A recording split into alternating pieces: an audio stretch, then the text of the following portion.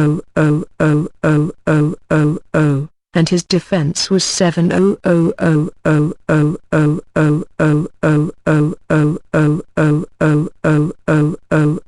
He could also breathe fire and things. Also, he could breathe ice beams and stuff, too. Also, he could control lightning bolts and so on. He also had explosion magic. Haken Saber. 8-man used Haken Saber and gave the dragon 9999999999999999999999999999999999999999999999999999999999999999999999999999999999999999999999999 damage.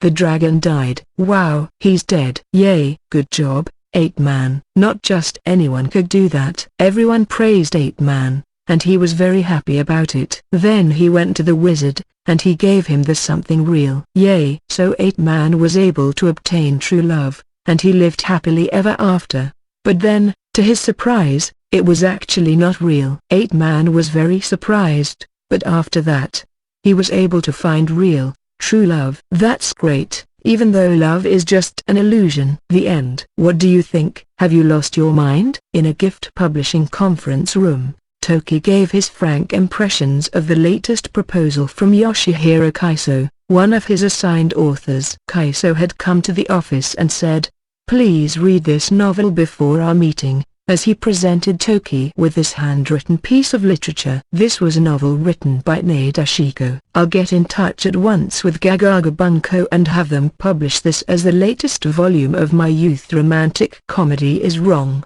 as I expected." "Calm down a moment, please," Kaiso replied, rebuking the sudden burst of excitement from Toki. 3 days ago, when Nadeshiko came back from visiting your office, she said out of nowhere that she wanted to write a novel. I brought her some paper, and this is what she came up with. Ah, what made her want to suddenly do that? I'm not sure.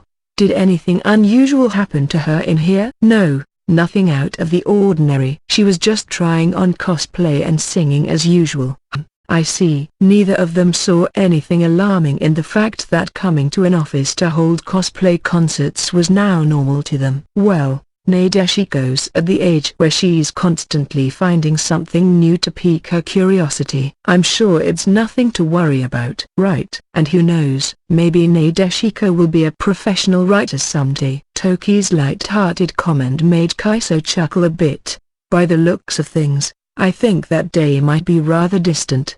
So, with that final bit of chit-chat, they got down to discussing Conquest of the Silver Demon, The Dark Knight. As Haruto browsed around Twitter while eating at Itsuki's place on a warm June evening, he saw the news about Branch Hill's latest venture. Oh, they finally announced Branch Hill's new imprint. Ah, right, I think Maya said they'd be making the announcement today. Nayuta, who was busy with her beer, was the first to react. She, Haruto, and Itsuki were the only 3 people in the apartment, and they were enjoying some pre-prepared food from the grocery store and a few glasses of Orville, a Belgian beer commonly seen in Japanese shops. Itsuki picked up his own phone and went to one of his go-to entertainment news sites. The label was simply called Branch Hill Bunko, apparently, and the article had just a short blurb about it, so he tapped the link to the official website. A watershed moment in light novel history. Branch Hill Bunko debuts.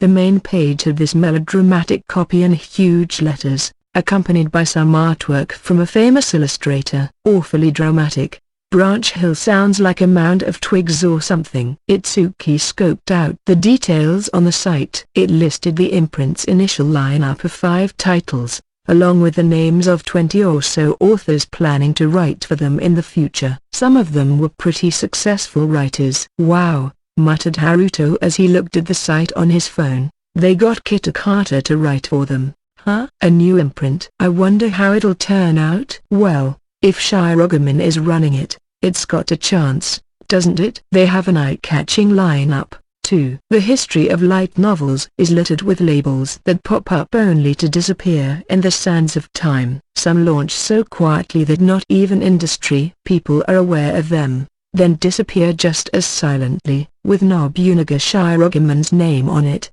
Branch Hill Bunko certainly had more brand awareness than that, but whether it would succeed or not remained to be seen. Has Mako told you anything, Nayu? Haruto asked. Well, Maya doesn't talk much about work at home. I only just heard that she got her first author assignment the other day. Oh? Who is it? He had some kind of strange pen name. What was it? Beefsteak something? I think the title is about a Dark Knight doing something or other. Whoa. Mako's editing Dark Knight? It was Haruto who had connected Mako to Dark Knight when she asked him for web novel suggestions. Internally, he was elated to have helped her out with her job. Ah, right. I think this author actually made his pro debut for GF. Really? Who was it? Nayuta raised an eyebrow at Haruto. I forget the name. It was some new guy who got the boot. He got kicked out. Oh, you mean Soma Misaka? Yeah, that's it. I think that's the name. Whoa. So Staked Tsukumino was Misaka. It was a surprise to Haruto, but Misaka finding publication elsewhere was something to celebrate. Whether Soma was partly at fault or not, watching a kid win a reward Haruto was on the judges panel for, only to be kicked off the label, was personally painful for him. Then he realized something. Hey, wasn't Misaka kind of good looking for his age? I don't remember, but maybe he was. Yeah. Itsuki wasn't terribly interested. Haruto's encounter with him at the award ceremony had been so brief that he didn't remember Soma's face, but his impression was that of a handsome, rosy-cheeked young man who looked good in one of those stand-up collars you see on school uniforms. So Mako's first writer is this handsome kid from high school. What, are you upset about that or something? Itsuki asked the tense-looking Haruto. They're just gonna be business partners. Are you crazy? Haruto snorted. It's so common for an author to get together with his editor. I even know some light novel authors who married them. They're business partners, but as they work together on a project, they could find love developing. And then they'll be the other kind of partner. Oh, right. Isn't Yamagata dating one of her assigned authors? Nayuta mused. The remark only added to Haruto's agitation. She is? That's kind of big news to me. Haruto knew that Kawabe, his own editor, had a thing for his co-worker Kirara Yamagata. Right now, though, he was more concerned about himself than Kawabe. Ugh, this is so annoying. And here I was all relaxed because I heard Branch Hill editorial is all older dudes. If the mere presence of a cute younger guy gets you this panicky, why didn't you try pushing harder for her, huh? Haruto gave the exasperated Itsuki a less than confident frown. I'm doing my best, too, in my own way. Or I'm trying to. If you keep approaching her and it doesn't work, doesn't that mean there's no hope? Nayuta's acidic question dug into Haruto's heart. You're all mean because you don't care about any of this. Well, she replied, to be honest, I wouldn't want Maya to be taken away by some game-spitting playboy, either. You might be Prince Manhor, but you have to be better than this guy. Wait, are you willing to help out, then? Huh? No way. Then don't imply it. Haruto sighed. If Mako's best friend, Nayuta, lent a hand, he couldn't ask for a stronger ally. Well, all right. I'll just have to try harder on my own. Taking out his phone, Haruto began typing a message to Mako. Frankly, said Nayuta by his side, I don't want anyone taking my way. I'll make her happy instead, so I want her to come to me first, no matter what. Nah. She sounded like she was joking, but Itsuki couldn't help but notice the slight blush to her cheeks. Mr. Takashina isn't all chintzy like that, and he's definitely not a garbage playboy with a revolving door of lovers, and it's not like my heart was all distressed over whether to pick him or Itsuki. The conversation they had when he'd gotten back together with Nayuta flashed into Itsuki's mind. For her, picking Itsuki over Takashina was a no-brainer. But what if it was Itsuki versus someone else? Mako, by the way, was currently dealing with a major headache. Just 2 hours ago, Izumi had sent her his revisions for Volume 1 of Dark Knight, so she immediately took a look at them. But after she was done, Mako unconsciously groaned, and not in any kind of pleasurable way. This hasn't changed at all, has it? Like, what's the deal? The novel submitted was virtually unaltered from what had been uploaded to the web novel site.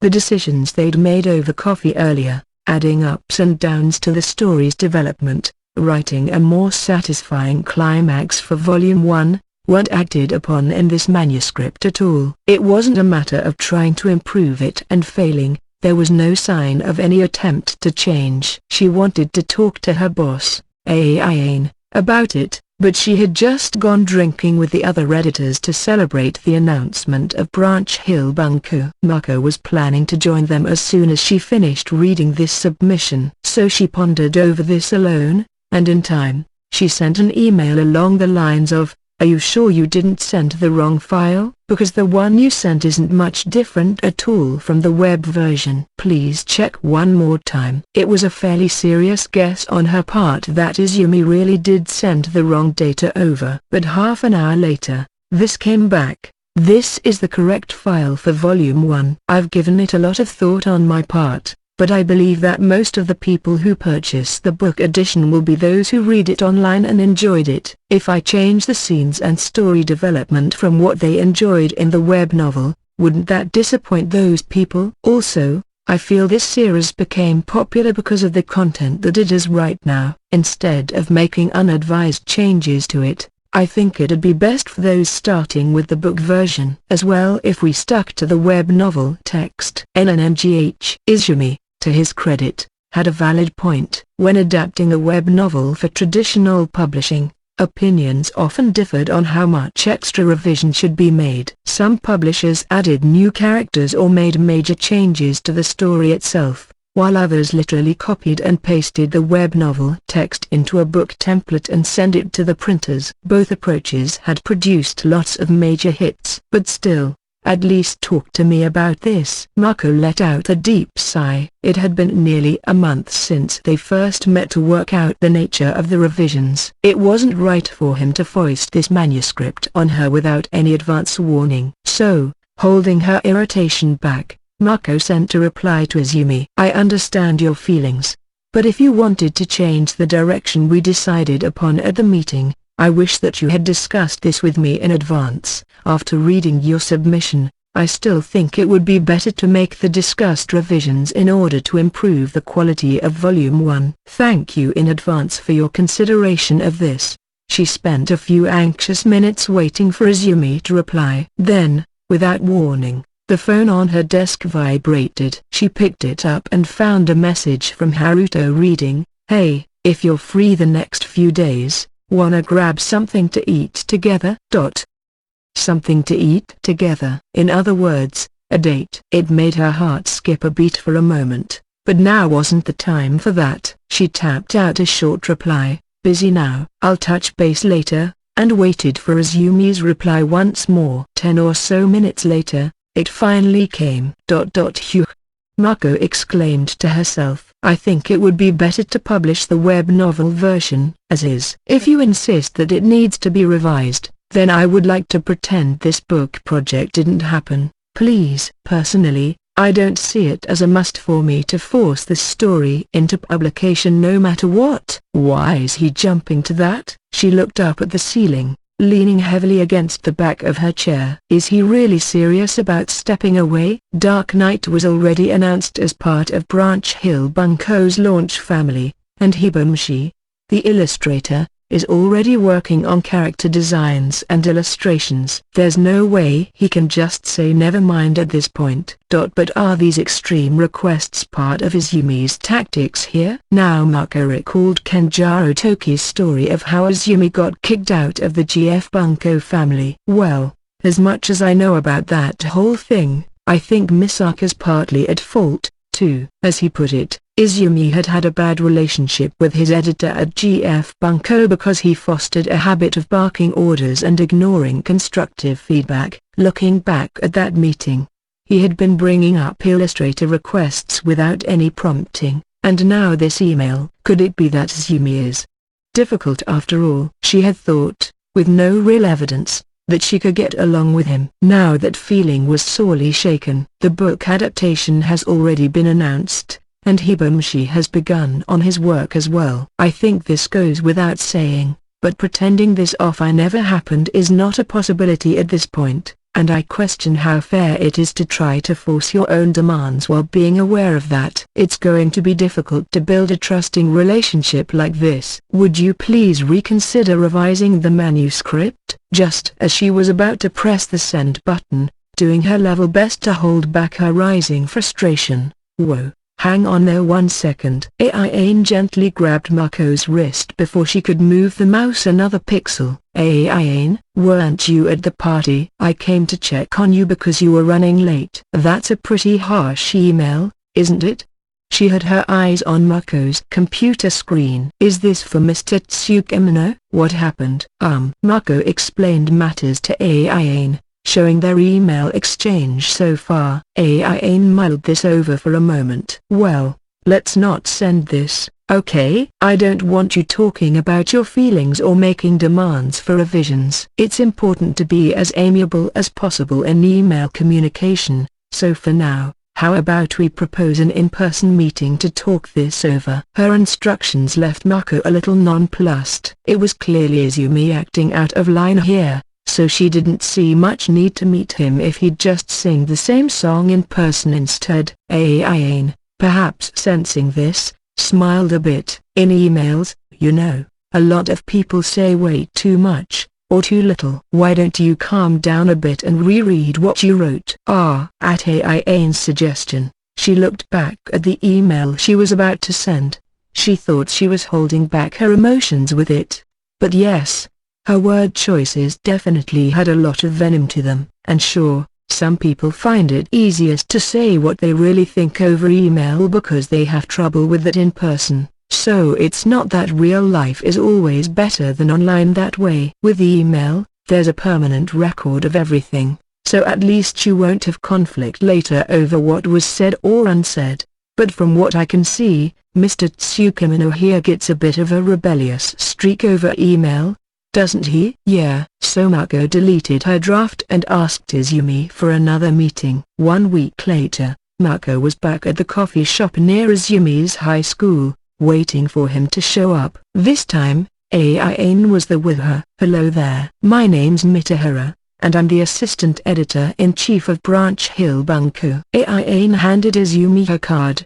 The editor-in-chief was President Shirogami, but since he was giving Aiane virtual free reign over this project, Aiane was the de facto leader. Gee, good to meet you. My name's Izumi. Izumi had a nervous look on his face as he greeted her. There was no sign of the aggressive tone from his emails. He seemed like the same introverted young man Mako knew from before. Now, first off, I understand that you and Shirakawa have had a misunderstanding or two over email, so I'd like to apologize for the trouble before anything else. Aiane bowed her head as she spoke. Mako wondered if she really needed to go that far, but since her boss was bowing, she had no choice but to follow suit. No, it wasn't any trouble. Or anything. Izumi was almost whispering, eyes drifting away. He looked terribly out of his depth, but Aiane gave him a smile anyway. So for today, I wanted to give you a chance to say whatever you like to us, Mr. Izumi. Anything? About your disagreement with Shirakawa, your concerns about the editorial team, or anything else you like. Izumi shot a glance at Aiane, then Mako. Then he turned his eyes downward. It's not a disagreement, he mumbled. But I dunno, it's like all editors are the same in the end. Oh, what do you mean? This bewildered Mako. Izumi gave her a pouty look. Well, you don't listen to anything I say, and you're just making me do whatever you want instead. That's what you do. Mako was about to counter him, but Aiane gently grabbed her hand to stop her. What do you mean by that, Mr. Izumi? She softly asked. When we were deciding on an illustrator, he timidly began. You didn't listen to any of my suggestions and just went with your own instead, didn't you? Huh? You told me that Hibamashi was fine.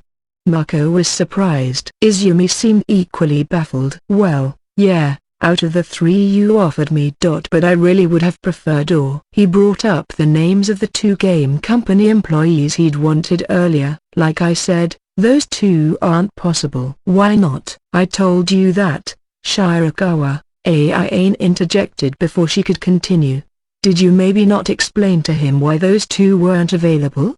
Actually, no. Looking back, all she'd written in her email to Izumi was, I apologize, but neither of those is possible. Mr. Izumi, and Aiane then explained in detail why they couldn't be recruited. Izumi still didn't seem fully satisfied with this, but he gave them a neutral so that's what it was. Yes, said Aiane. That being said, it's true that we could have at least tried to give them an offer. I apologize that it didn't happen. And I'm sorry I didn't explain myself well enough, Mako said. By the way, Mr. Izumi, when you say that all editors are the same, did you have something similar happen before? Izumi's eyes widened at Aiane's question. Yes, he resentfully said. Like at GF Bunko?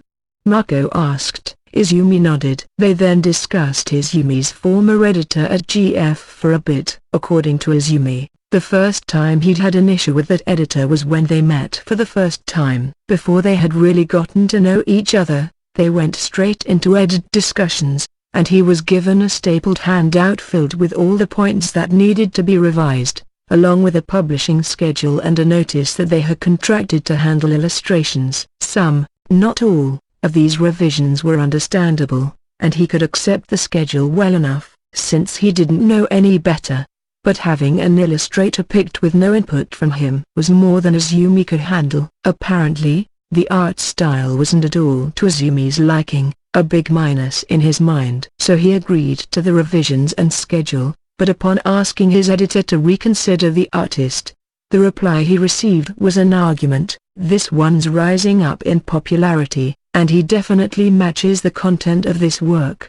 Izumi kept pleading his case, but in the end, he was told, it's the editor's job to pick an illustrator, and that was that. So Izumi's beef with his editor began from their very first meeting. But he tried to stay optimistic. He was still a newcomer to this industry, and his editor was undoubtedly a pro, so he decided to just trust him. But the result of all that, Maken was, the debut work of Soma Misaka, revised as instructed and illustrated and packaged according to the editor's wishes, bombed in the market. 2 weeks after the release, he got an email from his editor stating that a volume 2 would not be possible, along with a little blurb saying, don't let this discourage you, let's try again next time. That was when Izumi's irritation and distrust with his editor reached the boiling point. So he tried selling himself to another company without the permission of his editor, and that earned him a ban from GF. So why do I have to do the editor's bidding all the time? This is my work. Izumi now had tears in his eyes as he vented his feelings, the raw emotions of the time perhaps coming back to him. Mako, learning of the circumstances that had led to their crumbled relationship, couldn't find anything to respond with. If he had a falling out with his editor because of a disagreement over who'd illustrate his debut work, then maybe he would see Mako's behavior as all editors being the same. But she had no intention of neglecting Izumi's feedback, and she definitely didn't mean to force her own decisions on him. Besides, Mako knew Izumi's old editor, a veteran at GF Bunko since its launch and a man who oversaw lots of authors and lots of hits. He was an honest man, one who never cut corners no matter his workload, and people respected him at his job. Macon Wars didn't work out well, but she never doubted for a moment that he gave this work serious dedication. Writers and editors are supposed to both want their work to succeed. So why do they wind up at loggerheads so much? Both Mako and Izumi fell silent, a pall coming over the table. Ai's cheerful voice banished it. Well, how about some cake, huh? What? Ain smiled at her confused companions. You gotta have something good to eat during an editorial meeting. Do you always steak with coffee, Mako? Yeah. The company reimburses you for meals with writers, so you can splurge if you like. We don't have a defined upper limit or anything, but accounting yelled at us when we went to a sushi place that cost 20,000 yen per person, so maybe stay on the south end of that. Ain looked at the menu. Alright, I'll have the special fruit milk crepe, I think. How about you two? Mako really wasn't in the mood for cake, but she played along and said, I'll have the cheesecake. I'll have the muscat tart, added Izumi, sounding pretty reluctant himself. By the way, Ain said after grabbing a waitress and making the order, what kind of works do you like, Mr. Izumi? Light novels, anime, games, whatever. Izumi was visibly startled by the sudden friendly tone of voice. Well, I guess Fate is number one for me. Figures, Mako thought. She recalled how Haruto had criticized his submission to the new writers contest as too obviously influenced by Fate. Makai War's premise, involving heroes from history and legend coming together for a battle royale, was a bald-faced knockoff of Fate. Dark Knight, meanwhile, was more of an adventure tale. But even here, you could see some homages in the setting, the names, and the narrative style during battle action. A lot of teens in your generation still like Fate, don't they? If we could create a franchise that long-lasting, we'd be rolling in it. By the way, how'd you get into Fate? The games or the anime? When I was in 6th grade, I watched the Fate Zero anime, and I thought it was really cool, so that's how, mainly. Then I read the original novel, played the Stay Night game, read Fate Apocrypha.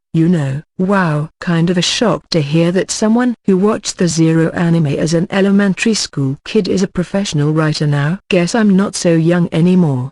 Ain let out a dry laugh at Izumi's answer. What else have you liked apart from Fate lately?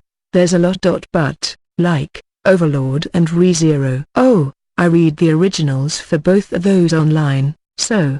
He was quick to add the second part of that. Maybe he didn't want to look like some casual who started with the anime. Wow, you're sure up on things. I didn't get into either of those until they were published in book form. Izumi half smiled a bit at this cheerful praise. Then Ain turned toward Mako. What were you into when you were in high school? Me? I never read any light novels at all. I didn't know much about manga or anime either. Maybe I'd read a manga if they made a TV drama out of it, but that's about it. Oh? So how did you become a light novel editor? Izumi looked curious about this. One of my college classmates was a professional light novelist. Well, Itsuki Hashima is his name, and he lent me a lot of books and games and stuff. And then a bunch of other things happened, I'd love to hear about those other things. Right. Izumi?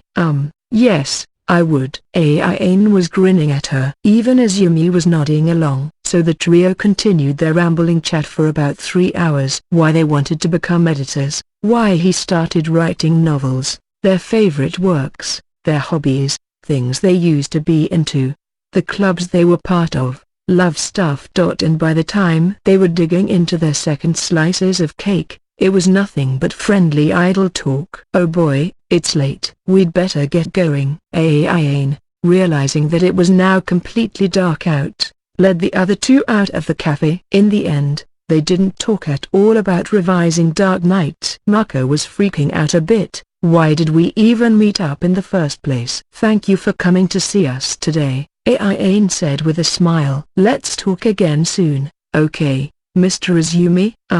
Okay. Izumi blushed a little and nodded. Then he turned toward Mako. Miss Shirakawa?" Mako's face tensed up ever so slightly. "Yes, I think I want to do some more work on Volume 1 after all. But do you think you could wait another week for me?" he asked shyly. "Why yes, certainly," Mako stammered. "That's fine." A visibly relieved Izumi replied with a guileless smile. "Thank you very much. I'll be in touch with you." He bowed to Mako and Aiane before walking away. Mako silently watched him go, unsure of what to think. "Well," Aiane chirped, "I think we managed to work that out." "So, right. Wanna get some dinner? I heard there's a good Chinese place near here." "No, I just had 2 slices of cake." "But why did Izumi suddenly change his mind for us?" "Because," she casually replied, "he probably thought all along that some revisions would be good for the book release." "You think so?" "That's what my gut tells me." He got all huffy with his editor because he didn't want to be at their mercy again, but once he got to know you and work things out a little, he was more willing to accept it. "That's my guess anyway." Mako thought they had just wasted a few hours talking about nothing, but maybe it wasn't such a waste after all. In fact, for Izumi and Mako, and, by extension, for Izumi and his editor over at GF, this was probably more necessary than any editorial meeting they could have had. Now, some people don't like authors getting too buddy-buddy with editors. Of course, a lot of writers prefer keeping it all business. But me, I wanna get to know who I'm working with more, and I think talking about things like your favorite books is key to that. Besides, I wanna eat and drink on my company's expense account." She laughed at her own joke, but Mako looked as muddled as always. Thank you very much. If you didn't reach out to help, Aiane, I think I would have ruined my relationship with Izumi." "So sorry about that." "Really?" Aiane grinned at her somber companion. "Well, it's partly my fault for asking you to handle a teenage web novelist by yourself. They can be tough to handle even in the best of times. So don't worry about it." "Mr. Tsukimino's a lot more sincere than I thought, too. Best of luck with him." "Yeah." Mako nodded at her boss's encouragement, but it was impossible not to worry about it. She was still so immature, and it ate at her terribly. She basically hadn't been able to do anything today. It was Aiane who had solved the problem, start to finish. Working to understand and trust each other. She hadn't cared about that in the slightest, and it made her feel pathetic enough to cry. "I'm still no good at this at all." Splitting with Aiane at the Chinese restaurant she'd mentioned, Mako dragged her heavy feet back to the office. There, at the entrance, she ran into Nobunaga Shirogane, the president. "Good evening, Shirakawa. I heard you were having trouble with one of your assignments." "Yeah. I'm sorry." "Did you fix it?" "Why yes, it's better now." "Mostly thanks to Aiane, but you don't look too happy about it." Mako emphatically agreed. "It just reminded me of how immature I am still." "How will I ever be an editor like Aiane?" "Well, you won't be, will you?" "Huh?" Mako, confused at this sudden knockdown, watched as Shirogane gave her an inscrutable smile. That ability Mitahara has, to just slip right into people's business like that. "I don't know any editor as good at it as she is." "Kind of like Toyotomi Hideyoshi. If we're talking ancient warlords, there's really no way you could imitate someone like her." The praise surprised Mako. "Didn't you call her a dunce earlier, Mr. Shirogane?" "Ha ha ha. You think I was gonna go out of my way to headhunt a total dunce?" "I just don't tell her that because I don't want her getting too full of herself around me." Mako looked troubled at Shirogane's total lack of remorse. "Besides, Shirakawa, it's not like you're aiming to be exactly like Mitahara, are you?" Mako blinked at his words. She had always wanted to be one of a kind, impossible to replace with someone else. And now she was feeling so sorry for herself that she'd even lost sight of that. "You're looking more down than I thought. Why don't you head home for tonight and get some rest?" "All right. I'll do that." She nodded weakly at the suggestion. "Right, have a good one." As he began to walk away, "Ah, Mr. Shirogane?" "Yes, I think maybe you should be more earnest with your praise for Aine sometimes. I don't want to say this. But I'm wondering if maybe she really does hate you. So, huh? Shiragomin's eyebrows rose. Apparently, this hadn't occurred to him. Mako had asked Aine once what she thought of him while they were drinking alone. Their friendly chit-chat at the yakitori place stoked her curiosity. Aine's response, eyes staring into space: "He's the #1 most abusive psychopath in classes I've ever met. I'd love to punch him someday. Also, he kind of resembles this ex who cheated on me, so just looking at him makes me puke."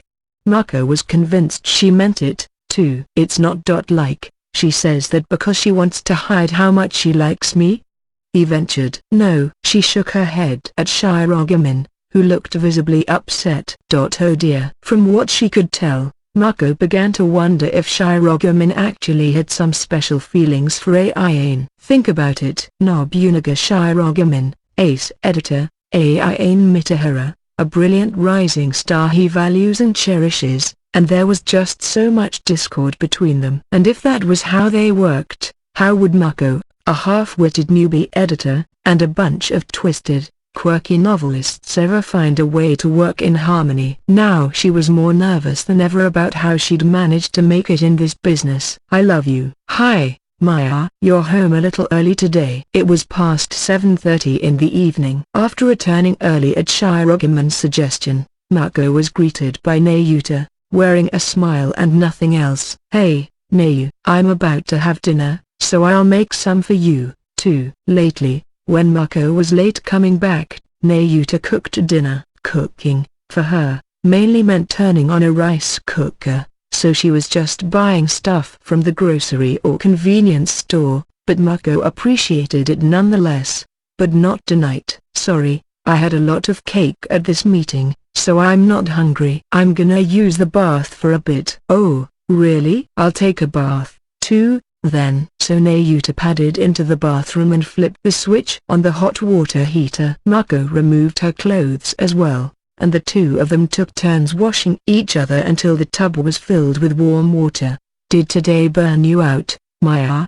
Nayuta asked, covered in bubbles as she rubbed her soft body against Mako's back. "Huh?" Mako asked, worried. "What makes you say that?" "It felt like you were moaning less than usual when I rubbed your boobs." "I never moan at all." "Oh, right. Even if you're feeling it, you hold back from making any sound, don't you?" With that rejoinder, Nayuta softly began working Mako's breasts from behind. Mako protested, holding herself back from moaning. "Wait, Nayu. You're acting so dirty with them." "Nah haha. I love it when you make dirty faces, Maya." She gave a quick lick to Mako's ear. "Hyan?" she shrilly replied, unable to hold back. Ever since her breakup with Itsuki last December, Nayuta had grown extremely close with Mako, but even after they got back together, Nayuta's excessively touchy-feely ways with her showed no signs of subsiding. Itsuki was probably devoting much more time to writing and his new sister these days, which meant less time spent with Nayuta compared to their pre-breakup days. Mako didn't exactly want to be an outlet for her sexual desires, but going skin to skin with Nayuta naked like this didn't feel bad to her. It felt really good, in fact. By now, usually, she'd be getting her revenge by squeezing Nayuta's breasts and listening to her pant and beg for more. She was always weak whenever Mako went on the attack. But, look, the tub's full. I'm going in. Briskly rinsing off, Mako entered the bathtub. "You really are burned out, aren't you, Maya?" Nayuta, joining her, sounded concerned. Mako grinned back at her. "Kind of. Work's been tough lately. Everything's coming to a head really fast with the new label." "Oh, really?" Nayuta replied, not digging any further. "By the way, Prince Manhor was worried about you earlier. He was afraid some handsome writer would whisk you away." Fuwa said that? Wait, was he talking about my assignment, Izumi? "Yes." She nodded. Certainly, Izumi was attractive. But he was still in high school, and most of all, he was her business partner. She hadn't considered him as a personal love interest for even a moment. "I swear." Haruto could be a handful, too, sometimes. but something about that made Mako a little happy, she had to admit. He seemed pretty keen on the idea of asking you out on a date, too, but did anything happen there, huh? Mako froze, not comprehending this. It made Nayuta even more curious. Oh? Didn't you get a message from him? Itsuki and I were with him then. He spent, like, half an hour typing and deleting messages, and it was getting to be a downer, so Itsuki swiped the phone away and just sent something out real quick. She remembered. All right. Hey, if you're free the next few days, wanna grab something to eat together? The message had come a week ago, while she was all worked up answering emails from Izumi. She immediately replied, busy now. I'll touch base later, but never followed up. I forgot. Wait, Itsuki wrote that? Come to think of it, it was a pretty straightforward message by Haruto standards. He usually beat around the bush a lot more, and he liked listing reasons why they should hang out, such as a birthday or a new volume of his getting published. After all that work, you forgot Prince Manho's invite? Now I feel sorry for him. Guess he doesn't stand a chance after all. Nayuta looked weirdly joyful about that. I'm sorry, Fuwa. Better reply to him at once after the bath. Internally apologizing to Haruto, Mako found herself getting more and more depressed. She had just come back from being reminded of just how immature she was, and this was yet another heavy blow. Sorry I'm so late replying. What do you think about eating Saturday night? Whoa! Haruto yelped out loud upon receiving the reply to a message he'd sent to Mako a week ago. Technically Itsuki sent it, but still. He had been on tenterhooks for the entire week she hadn't answered him. By day 3, his mindset was, maybe she forgot to reply, so should I maybe check? But they said she's busy at work, so I don't want to bother her. And if I prod her for a response, maybe she'll think I'm desperate and stuff, but I don't know, and it deflated any enthusiasm he had for writing work. But now the reply was here. And she said yes. That's really a yes, right? Not some kind of detective story fake out. Like, this is actually implying she wants to go and not just literally asking my opinion? He perused the short message over and over again, uneasy as ever, before concluding that it probably meant what he thought it did. Why yes. Shut up, bro. The moment he shouted out, his sister yelled at him from the adjacent room. This would normally enrage him, but right now, he didn't care. He had dined with Mako several times before, but this would be the first time they were going out just to spend time together, rather than stopping for dinner after running into each other at the publisher or whatnot. There was no reason why anyone shouldn't call this a date. A date. With Mako. My first one? What now? What now? Haruto writhed in agony, making assorted disgusting grunts and groans. His sister banged on the wall a few times, but it didn't matter to him. Quickly, he tapped off. Saturday night is great. Anything you want to eat? The reply came just as fast. Whatever is fine. There it is. Whatever. Haruto's face tensed up. He had read online that women don't use the word whatever like the dictionary defines it. It meant more like whatever, would be satisfying to me, is fine.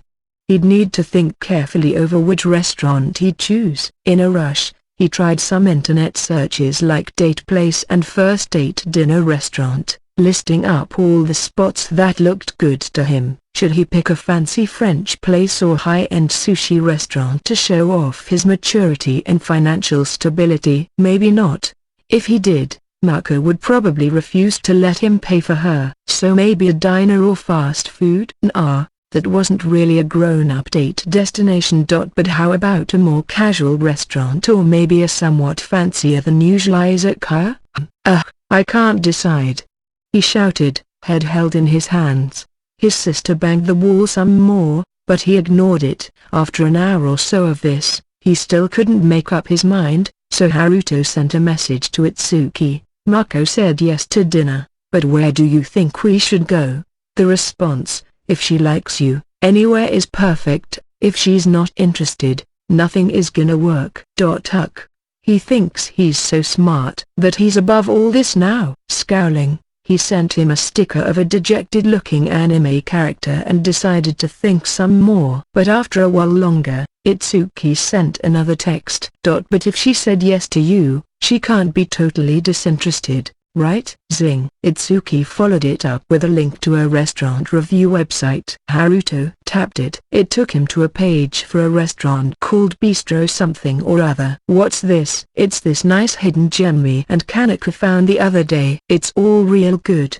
The prices are decent. They got a lot of Belgian beer, the atmosphere's nice, they have private rooms, and it's in an office area so it's not too crowded on weekends. Apparently, Mako said she wanted to try it, too. Itsuki. Haruto was so impressed with this too-perfect reference that he sent him a sticker with an anime character worshipping him as a god. Thankful for his friend, he immediately went on the restaurant's website and made a reservation. But it wasn't fully out of friendship or goodwill that Itsuki had clued Haruto in on this. He had his own agenda, and Haruto had no way of knowing what it was yet. Then Saturday rolled around. Haruto arrived at the station nearest to the place a good half hour early. Mako arrived 20 minutes later. Both were dressed on the nicer side of casual, suitable for the place they were about to visit. Sorry to keep you waiting. Oh no, I just got here myself. Haruto smiled as he recited that trite line, hiding his nerves. So, wanna get going? Sure. After following his phone's map through some empty alleyways for 10 minutes, they arrived at the restaurant. It was in the first floor of an office building. The outer walls made of brick to evoke that old-world European feel. A handwritten sign was placed near the entrance. I have a reservation under Matsuo, Haruto said to the greeter. They were quickly guided to a private room in the back. Let us know when you decide what you'd like to order, she said as she left them. Your real last name is Matsuo, isn't it? Mako said. Haruto nodded. Yeah. Did I tell you that before? I found out when I was writing addresses on envelopes for editorial. Right. Sending packages to writers with comp copies of their books and merch was a classic part-time duty at a publisher. It's a little surprising to hear your real name out of nowhere, isn't it? Why did you choose a name like Haruto Fuwa anyway? Haruto thought a bit, then shrugged. It just sounds cool, you know. Why do you seem so unsure about it? Mako laughed a little. I don't really remember how I came up with it. It felt to him like he had some other reason for it, but it was a really long time ago, high school, even, he thought, so he didn't remember. But pen names are really just, like, whatever anyway. Nayu got us because she had crab for dinner. That's a little too whatever in my opinion. But, hey, actually, I don't think I've ever heard Nayu's real name. Do you know it? Well, we live together and all. Mako nodded. It's definitely not what I expected. It's not? Like. It's pretty normal sounding. What is it? You should ask her next time. All right, he said, picking up the menu as he handed another one to Mako. He didn't actually care what Nayuta's real name was. His thoughts were more along the lines of, okay, we got a good conversation going, is this working out okay, or not? What should I have first?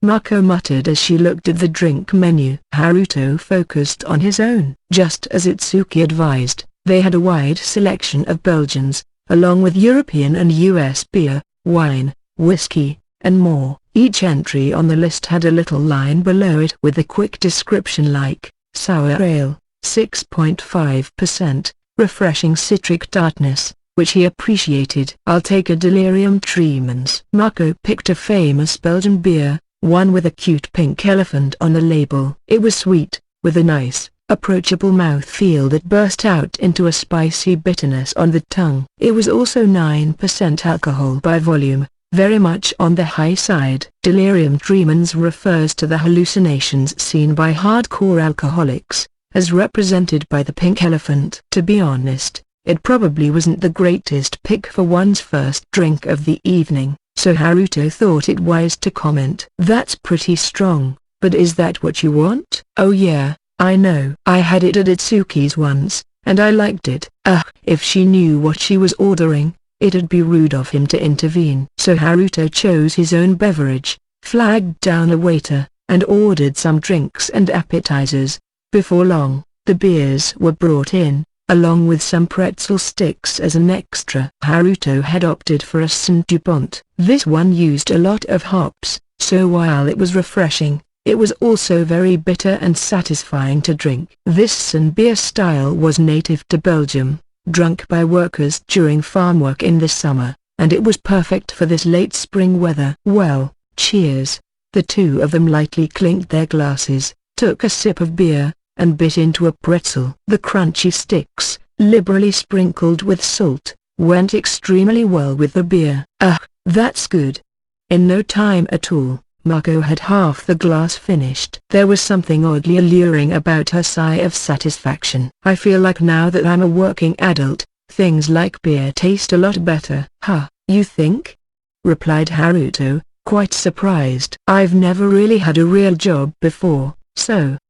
He smiled. Oh, how's your work going? I heard you're supervising right now. Mako gave this a dry sort of smile. Work, huh? She sighed again and took another drink of beer. Mako. Work is going great. Every day is so fulfilling. Oh? Oh. Haruto tightened his face, embarrassed. Well, the author of Dark Knight was Misaka from back at GF, right? Is he giving you a lot of trouble, too? Mako shook her head. It's not that bad, actually. I just wasn't paying enough attention to his needs. She then explained everything that had happened with Soto Azumi, aka Soma Misaki, as they grazed on the fresh fish carpaccio and chicken piccata that arrived at their table. Well, it happens sometimes. You know, you can't let it bother you too much. It didn't sound too comforting to Haruto, either, but that was all he had for her. These things did happen sometimes. You think so, huh? Mako sipped at her left use, another higher BV beer for her second pick, and sighed. Then she looked right at Haruto, her eyes bleary. I wanted to ask you something tonight. Why yes? Haruto blushed at Mako's oddly impassioned gaze. Then, in an all too serious voice, what do you think writers want from their editors? Haruto blinked at the unexpected question. What do writers want from their editors? You're asking me that? Yes. Why me? Because most editors would say Itsuki and Toki are pretty unique cases, and Nayu's all like, stay out of my way and I'm cool with them, which seems too cold to me. So along those lines, you think it'd be more useful to hear about the stereotype more? Like what me and Kawab have? Haruto grinned. Mako hesitated a bit, then admitted, well, yes, all right. She likely said yes to this date for work help, too. She was always so serious-minded that way, but it made Haruto feel a bit sad for her. Still, he was glad she was relying on him. It was with those mixed feelings that he considered her question. What do they want? Well, I've never had any complaint about Kawab, so, but like you pointed out, with Chevalier, we were definitely just doing business with each other, but now that we're on to Revive, we're working much more closely together. He's helping me make appointments for interviews, collecting source material, accompanying me on bookstore visits. And actually, didn't the editor for Karuma the Lawyer bring in an actual attorney and collect other material for the author to work with? So yeah, people who can dedicate themselves to a series beyond the call of duty like that. I really appreciate it. I see. Mako wrote, devotion to series beyond the call of duty in the notebook she had out as Haruto went on. But, well, if every editor worked as hard as the one for Karuma did, there's no way they'd have enough time to take care of everything. I don't think it's right for writers to demand that kind of selfless dedication, either. But at the very least, you gotta have the 3 basics of business communication: reporting, contacting, and discussing. Yeah, because honestly, 9 times out of 10, if a writer clashes with editorial, it's because there's a lack of that somewhere. Whoa. That often? Haruto nodded at the incredulous Mako. If a writer emails a manuscript, always reply saying that you've received it. If possible, add a line indicating when you'll give a reply. If it looks like you can't make a deadline, reach out fast and work up a new schedule. If something goes wrong, report everything you're able to. If both editors and writers can stick to all that, I think that'll reduce a lot of the friction you see. Communication. Yeah, I could have prevented that incident the other day if I explained more why Izumi's preferred illustrators weren't available. But we know that editors are busy people, and we know it's a pain to get contacted whenever something's on your mind. We know it's no fun to tell the truth if there's trouble brewing. But for a writer, especially for a writer who works with just one publisher, their editor can often literally be their only contact with society at large. It can vary a lot from person to person, but generally, the longer a writer doesn't hear from their editor, the more their distrust of them rises, exponentially, even. That's how it works? Haruto chuckled at Mako's surprise. Writers, by definition, have a lot of imagination, for better or for worse. And if there's no word, they start to imagine more and more negative things. Like, if they send a manuscript and there's no response for 3 to 7 days, I can deal with that anymore, and I get antsier and antsier. I've experienced this myself, but having no work contact for a week just feels like forever. I get it if they're too busy to read a manuscript, but they need to tell me about that, you know? But don't just whip out "I'm busy with other work" either, because that can irritate people, too. It can easily be taken to mean your work has less priority than my other stuff. Oh? Then what should I say? I dunno. Haruto answered this perfectly natural question with a shrug. Everybody knows intellectually that everything has different priorities, but the way someone feels about it can be a lot different. Even outside of writing, nobody feels good about having their work not be as important as other people's. Sure. But if you can't tell the truth like that, then what? Like, should you say you got sick or a relative passed away or something? He laughed at Mako's idea. True, nobody's gonna be enough of an ass to say, I don't care, put my work first. But if they catch you in that lie, that's gonna ruin their trust a lot faster than otherwise. Basically, lying to earn yourself more time is about the worst possible thing you can do, especially now that industry people interact with one another all the time on social media. If you lie like that, you got to assume it'll come out at some point. Of course, I don't think lying is good, either.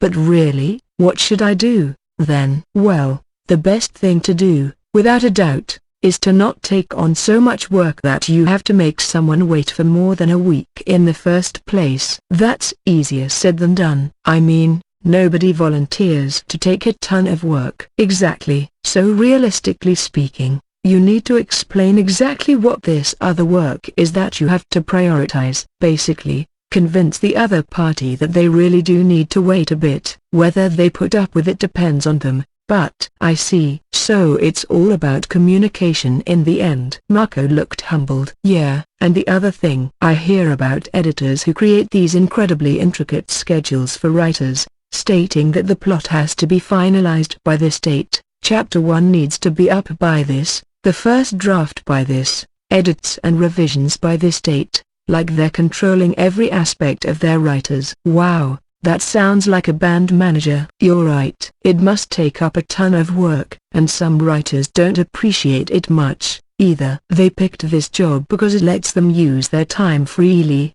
so why try to manage them so rigidly like that? Right. I can imagine a lot of writers really don't have the mindset for that sort of approach. Indeed. It's really tough, being an editor. Oh, like it's not your problem. Well, Haruto said with a smile as Mako pouted, I'm not an editor. After that, Haruto kept answering Mako's questions, spending a few hours talking about the issues and hardships he and his fellow writers had faced, as well as retelling anecdotes of editors with good reputations and not so good ones. They kept it up all the way to last call, so after splitting the bill evenly and leaving, the two of them walked along the dim streets. Phew. I feel a little lightheaded. There was a loose, breezy smile on Mako's slightly reddened face. I'm amazed it's only a little, Haruto replied, half astonished and half exasperated. Mako had managed to consume 10 glasses of nothing but high-gravity beer. Itsuki would have been down for the count after half that much, and even Haruto would probably have trouble walking straight. Sometimes, Mako said with a wistful smile. I'd like to drink so much that I lose my memory for a while. It'd be easier, maybe, if I could reset my mind and get so drunk that nothing mattered so much anymore. Mako. There was concern in Haruto's mind as he watched Mako politely bow to him. But anyway, Fuwa, thanks a lot for today. You were really helpful to me. Well, I'm glad if I helped out, but really, I don't think you should let yourself obsess over it too much. Mako's face hardened a bit. This is your first year on the job, so of course you're going to make mistakes. I messed up a lot when I was just starting out, too. For example, that time he let an online review calling his first book by the numbers anger him enough to lash out at a writing school seminar he was invited to. Then again, that wound up becoming the inspiration for Uiao's writing career, so maybe it worked out well in the end. But to Haruto, it was still a painful, embarrassing mistake. His lips twitched into a tiny smile, which for some reason seemed to affect Mako. But you're so far ahead of me, you can laugh at your rookie mistakes now. They're these things from the distant past, huh? She smiled at the confused Haruto. Well, I'm gonna do my best to catch up with you sometime. And Itsuki, and Neu, and Kaiko, and Ayane, too. So I hope you'll meet up with me again like this, so we can keep talking. She smiled as strongly as she possibly could, obviously forcing it. Tears were glistening at the corners of her eyes, and his chest ached at the reminder of the disconnect between them in this moment. He was sure she relied a lot on him. She must trust him. As a person, as an adult, and as a veteran in her industry. They'd be drinking together in the future like this, they'd be listening to each other's troubles, and they'd give each other advice, just like today. But no matter how much she trusted him, relied on him, respected him, appreciated him. I'm always going to remain someone she likes as a person. Haruto could intuitively feel it. I don't want that.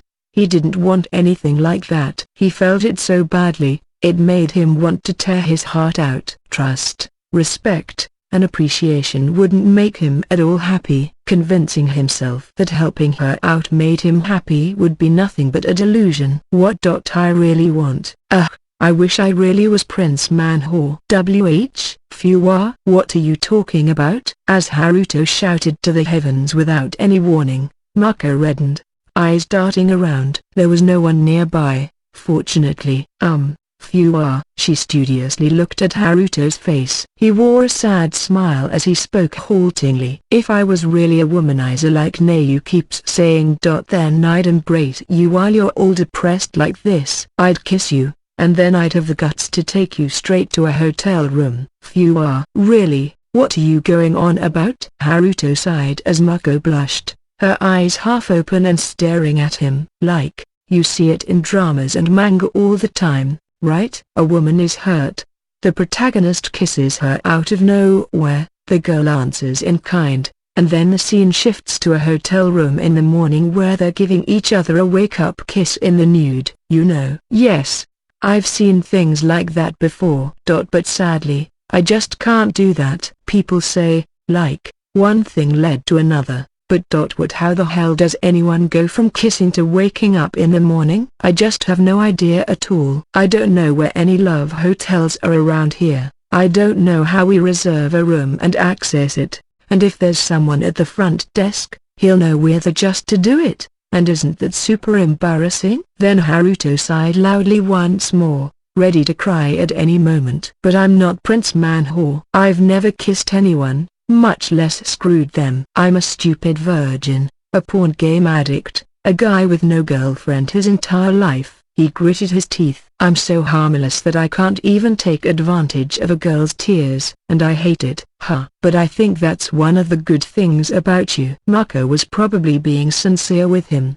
He thought, well, I still hate it, no matter what you think. Just like you can't accept yourself, no matter how much me or Neu or Itsuki appreciate you.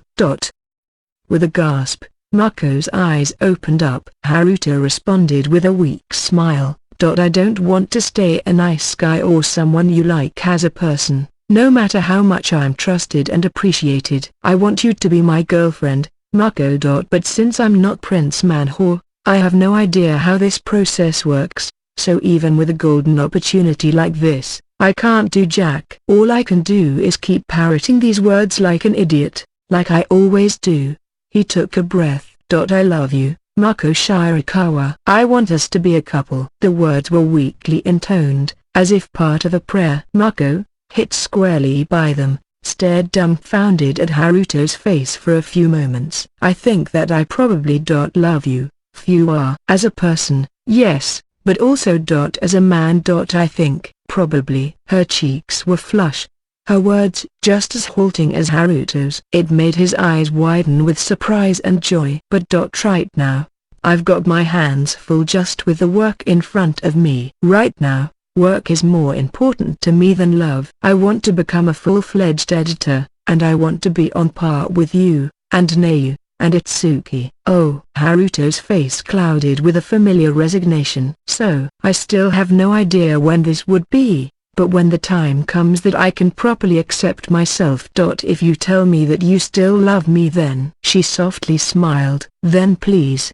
let's be a couple then. Mako. He left his mouth half open, unable to continue. It made Mako blush. I know this is really selfish of me, so don't feel like you have to wait for me or anything. You're free to go out with Yui, or Kai, or whoever else you want to. Oh, I'll wait. I'll wait as long as you need. The words were coming out fast from both of them now. Mako flashed him an embarrassed smile. So, yeah, right. Yeah. Haruto nodded back, just as red. It was a somewhat humid night in late June, in a back alley of an office neighborhood without even the slightest romantic mood to it. But it was here where Haruto Fuwa and Mako Shirakawa's love finally developed just a little. First priority. September had now kicked off, and with it, the brand new light novel imprint Branch Hill Bunko.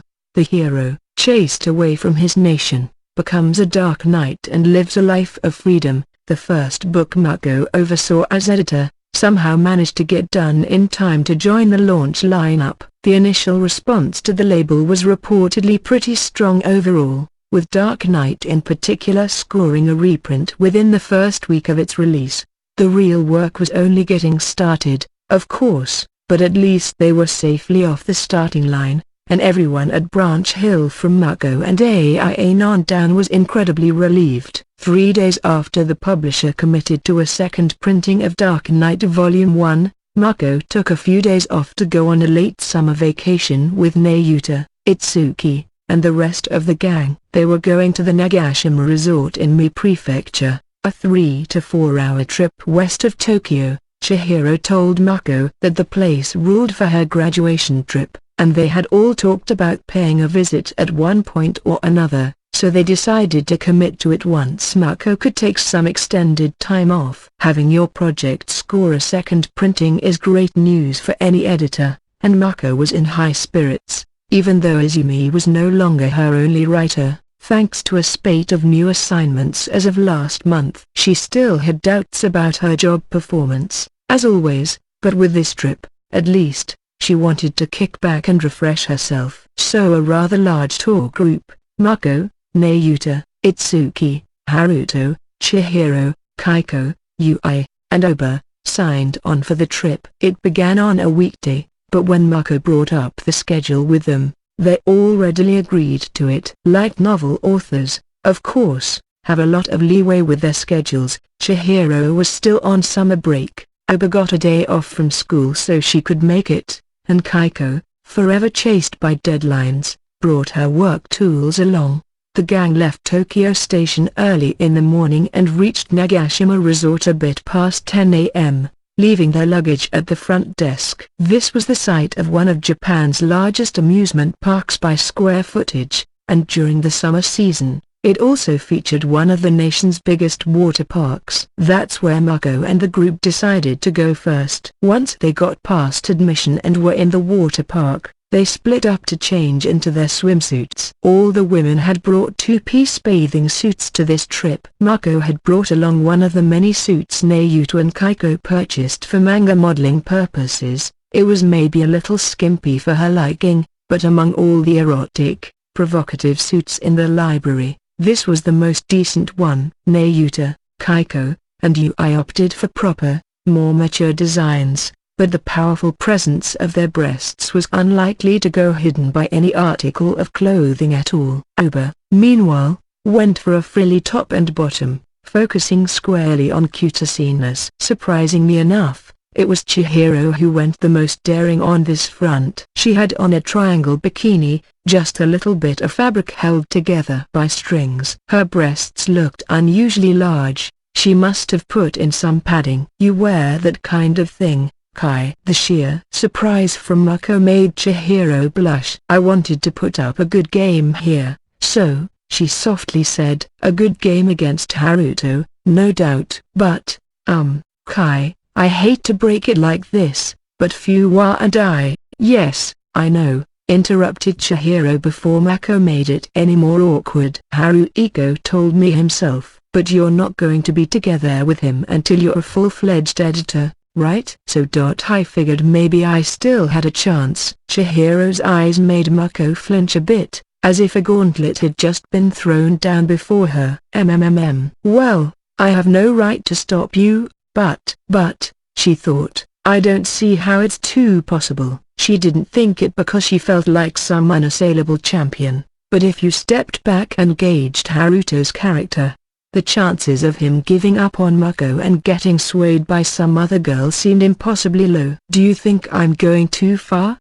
Mako averted her eyes, all but affirming it. "I think so, too," Chihiro said with a giggle. "Oh? But honestly, it's kind of fun. I mean, I've never done anything so outwardly girly before." Chihiro, a girl who had supported her mother from an early age, devoted herself to her family even after Natsume remarried, and even went so far as to disguise her gender around her brother and his friends, seemed sincerely joyful right now. Maybe fighting over a guy is a pretty girly thing to do. But then again, that girliness is bound to attract a guy sometime, I think. As silly as she found it, Mako couldn't help but hope that the rest of Chihiro's youth was just as beautiful as she was at this moment. Well, if Chihiro's feelings for Haruto were ever being answered in kind, she couldn't exactly cheer them on, though. Everyone was back together now, and after a quick dip in the wave pool and flowing river,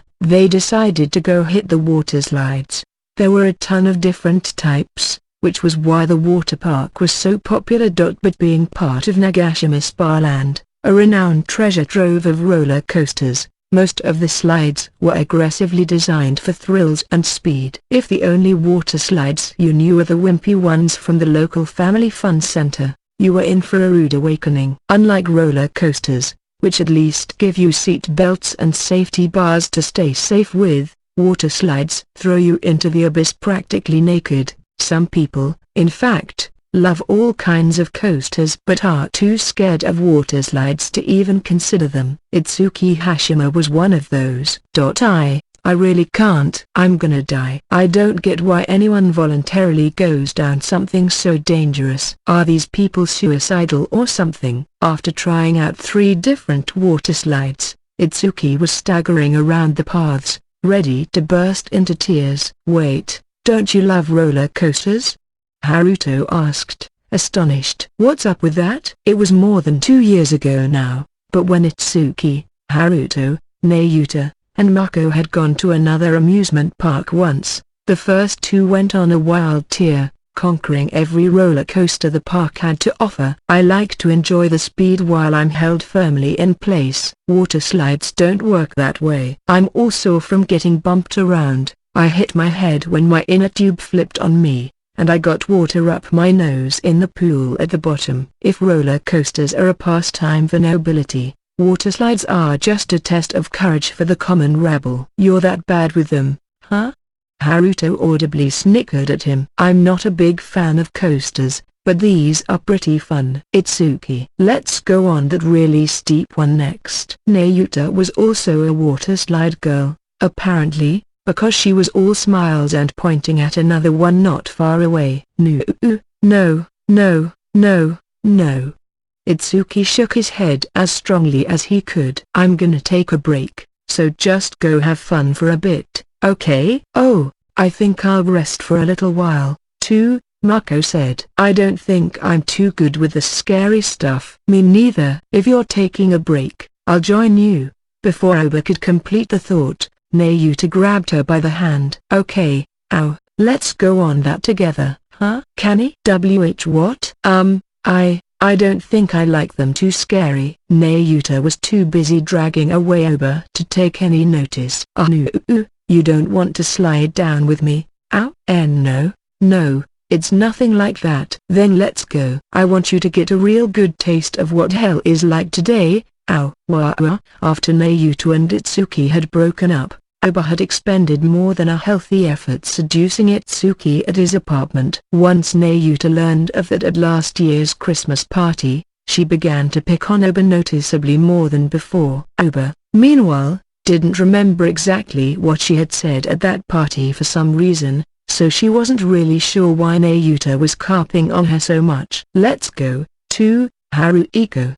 Chihiro clung to Haruto's right arm, cheeks blushing. Huh? Chihiro? Haruto panicked. I took the opportunity to grab his left arm, too.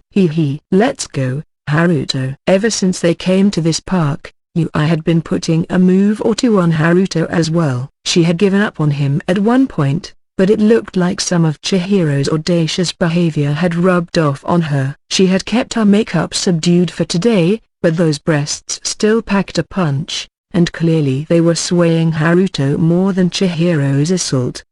Wait, you too, Chihiro. I'll go, alright, let me go. Hey. So Haruto was dragged away by the bear, a somewhat irritated Mako watching Haruiko and Haruto.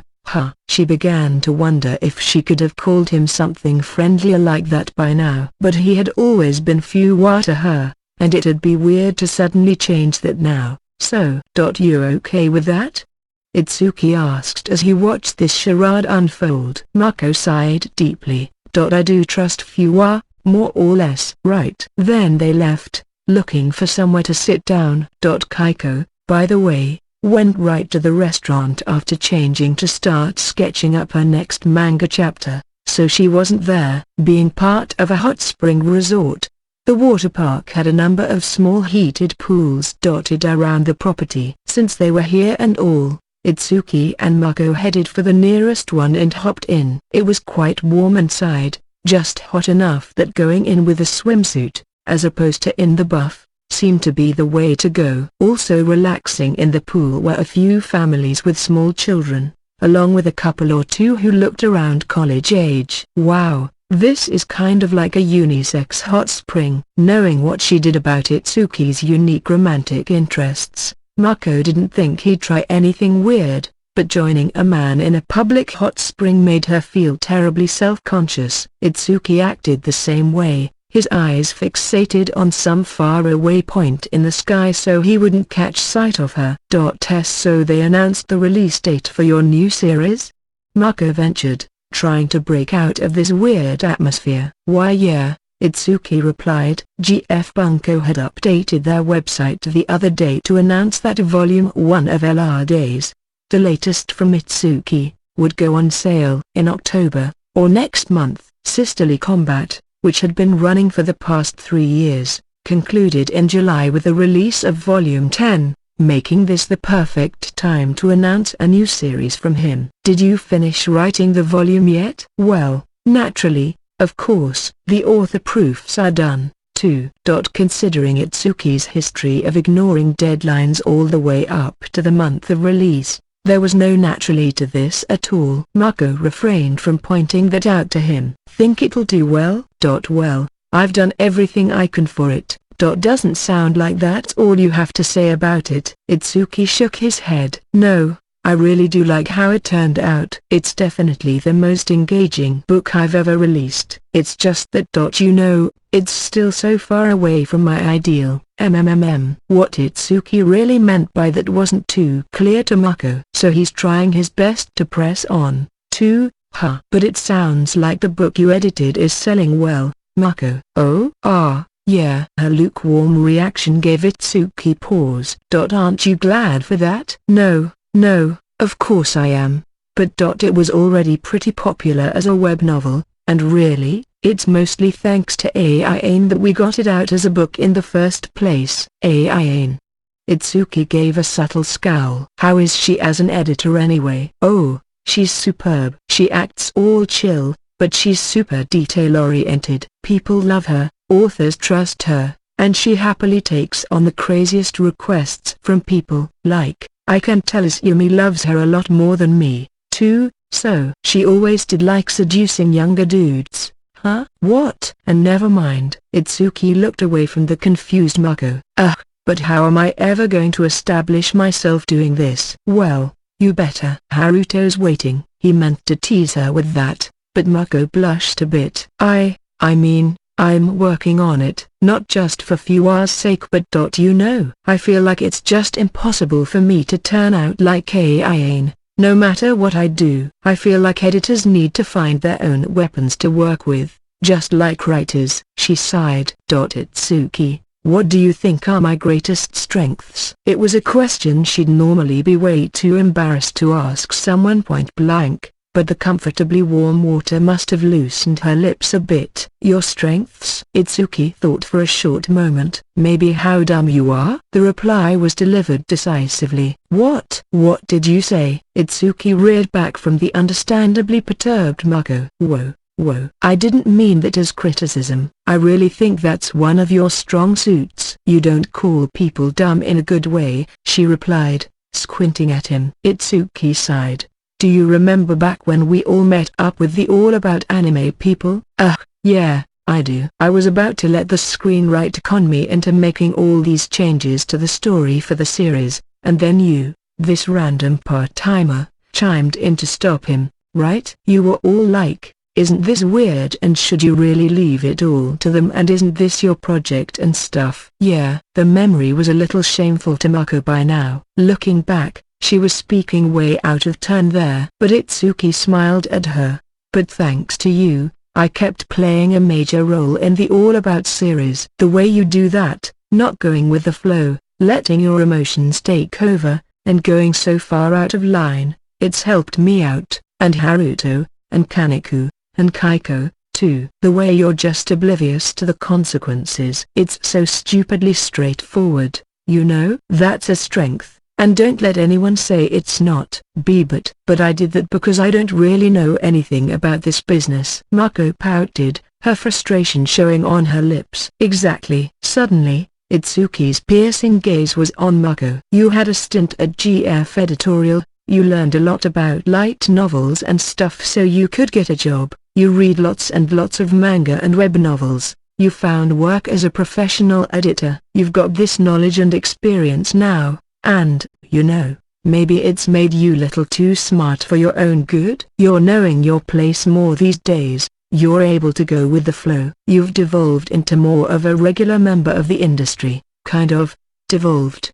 The word stabbed into Mako's spirit like a sharpened blade. She got that part-time job, she studied, she worked, she was still a work in progress, but little by little, she was growing in her own way. But am I going about this the wrong way? Was she wilting instead of growing? Her ability to take action, thanks to being so unfamiliar with the unwritten rules of the industry, was her weapon. Had she tossed it in the trash at some point? But are you saying that was all for nothing? My experience, and all the stuff I've worked on. Her vision blurred. This was stunning her into tears. No. Itsuki sharply replied. No? Of course it's better to have knowledge and experience than not to. I mean, I'd never want to get assigned an editor who has these rare flashes of brilliance but acts like a totally useless idiot otherwise. You should build that knowledge and experience and stuff. But if you ever find that it's holding you down, keeping you from what you really wanna do, then just toss it aside. Keep barreling forward like a dumbass. Just do what you wanna do. Itsuki. There's no need to hold back on that. Go ahead and figure out what the normal flow is, then ignore it all you want. Just do whatever come to mind, because there's no point worrying about mistakes. It's not like you're gonna have this perfectly elegant life. The tone was matter-of-fact, almost dismissive, but there was a passion behind it that touched Mako's soul. Elegant. Huh. You're right. Besides, I am dumb. She smiled as she mocked herself. slapping a hand up to wipe the tears from her eyes. In that case. Why don't I talk out of place? Why don't I just keep rushing forward? It's been too long. You know, Itsuki. Do you think I should do what I want? Even if it causes a ton of trouble for people? Like. Even people who've done a lot for me, like Mr. Godo and Mr. Toki? Whatever you want, Itsuki said with a sarcastic chuckle. But if you're bothering them, are you talking about trying to pick up Kaneko or something? Or maybe Haruto? They're both top-tier GF writers. It'd cause a huge scene. Her mind was made up. She moved around to face Itsuki straight on. Itsuki. Itsuki Hashima. The novel that you wrote exclusively for Neu. Would you allow me to edit it for publication? Phew. Itsuki's eyes opened wide, his voice cracking. Mako kept her gaze on him. Because the person I want to edit for the most isn't Neu Takini or Haruto Fuwa, it's you. Itsuki Hashima. I've felt that way ever since I read that novel. And I want to see it published so it can reach more people than just Neu. Wait. That really was a novel meant just for Kaneko. Or a love letter, really? If anyone else reads it, it's gonna look like a bunch of masturbatory garbage. No, it won't. Mako was sure of it. No matter how much Itsuki berated himself, I read that novel, and it had me by the heart. I love it the most out of anything you've written. Or actually, out of any novel I've ever read. That novel made me want to become the protagonist of my story, too. And I'm sure lots and lots of people could use that novel, too. The gravity of her tone made Itsuki stare at Mako intently. You're serious, huh? Super serious. He let out an exhalation. To be honest with you. I thought about releasing it, too. It was a love letter for one person, but I threw my soul and all my skill into that novel. To me, at least, it's definitely the best thing I've ever written. And as a professional writer, it's not like I'm not curious about how the general public would receive it. So then, Mako's face lit up, her breath quickening. But I've got one condition. Condition? I sent that novel to Kaneko, so it belongs to her. You need to convince her first before you can publish it. Okay, I hear you. And before you publish it, Itsuki continued, let me perform a round of revisions on it first. There's actually a few big fixes I'd like to make. Of course. But how big? What kind of fixes are we talking about? The novel, she thought, was easily a marketable product as it stood right now. How much room was there for large-scale changes? I can't tell you. Well, can I decide on that after you make your revisions? All right.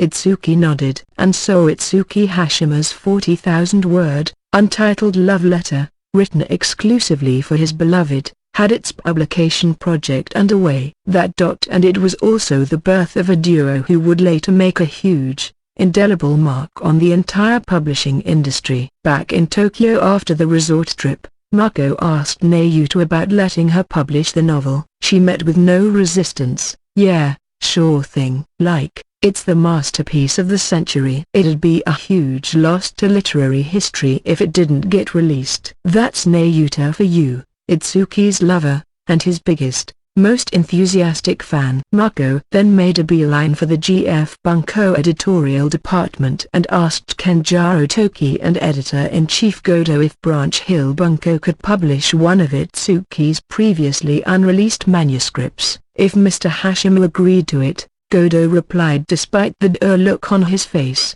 we don't have any right to stop him. Good luck on that, Toki added, looking just as sad about it. Finally, Mako made the proposal to her peers at the next Branch Hill Bunko edit meeting.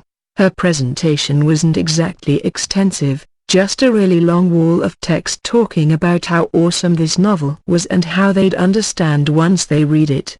But Aine still gave the okay nonetheless. It sounds like fun, she explained, so let's go for it. Thus the project was officially set in motion. A month later, Itsuki had the second draft finished for the novel he was now calling I Want to Be the Protagonist, so Mako read it at once. The core plot was unchanged from the first draft, but there was indeed one major change. Toward the end, there was a section where the heroine was attracted to someone else after she broke up with the hero. In the first draft, This interloper was a popular actor, modeled after Yuma Takashina, an attractive guy on the surface but a womanizing brute when nobody's looking. This personality, of course, was completely the work of Itsuki's imagination, far removed from the real thing. Even Nayuta called this characterization cheesy and self-serving, the only criticism she had at all, and Mako agreed with her. Still, she didn't see it as a lethal problem. It helped set up the scene where the hero confronted this villain and punched him out, and that was too exhilaratingly entertaining to dilute at all. But in the second draft, that handsome actor didn't even show up in the story. He had been completely erased from existence. The heroine still grew attracted to someone else post-breakup in the story's third act, but this time, the would-be paramour was Kuroyama, a mutual female friend of theirs who appeared in the early stages of the story. In the first draft, K was mostly a helpful supporting actor, appearing now and then to give the hero or heroine a hand with something, but the second gave her a lot more page time and offered much more of her internal narration. She was now a linchpin character, enough so that you could call her a third protagonist. The way she worked hard to support the wounded heroine despite her own troubles was incredibly attractive. The reader could absolutely understand why the heroine fell for her. There was even a scene where K and the heroine went skin to comfort each other. If the actor from the first draft rounded third base with the heroine, Mako didn't think she could stomach that, but with K, it seemed oddly reasonable. Once the hero and K began confronting each other, the result was real human drama, hearts and minds laid bare and clashing with each other, much deeper, more profound drama than some guy punching out his mean rival and saving the girl. It was a raw, sometimes painful depiction of questions that unite us all. What is love? What is happiness? Wow, this is incredible, Itsuki. I think this is so much better than the first draft. That was Mako's first reaction after reading the manuscript in Itsuki's apartment. Hey, right? Itsuki smiled, obviously loving this.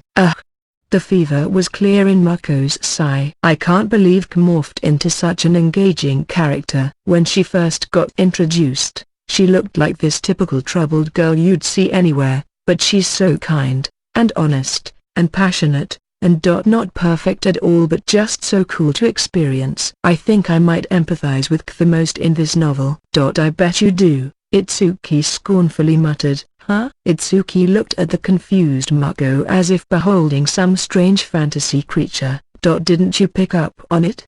Pick up on what? I had a model for Kuroyama. Oh, you did? Mako replied. Itsuki rolled his eyes. Seriously? You still don't realize it? Itsuki?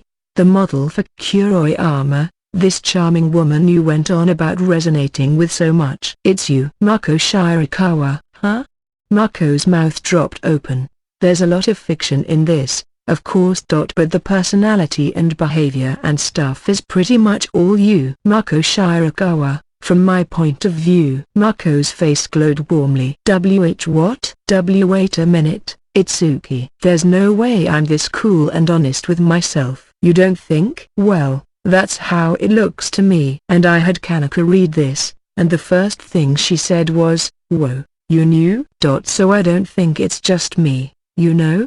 What did she mean by that? Well, I assume she meant, you knew that I kind of love Mako in a romantic way, you know? Itsuki's delivery was so nonchalant, Mako's head spun even faster. Wow, Nayu feels that way about me? Phew, you're second to her after me, of course. But Itsuki almost seemed a bit competitive about it. Mako flipped through the manuscript again, unable to calm her racing heart. Fragmented scenes of K danced before her eyes. Images of K laughing, crying, raging, all while looking exactly like Mako, flashed through her brain. But I've never had sex with Nayu before.